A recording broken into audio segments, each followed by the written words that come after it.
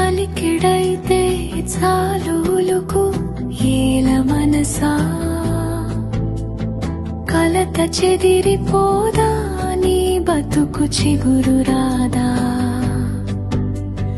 పోరు పొత్తు కాదా అడుగు పిడుగు కాదా మాట ఈటె కాదా నీ రాత మార్చుకోవా గాయపడిన ప్రేమ సుడులు తిరిగే కలత కంట నీరు ఆగి మెతుకు జారదాయే మట్టి చీల్చుకొని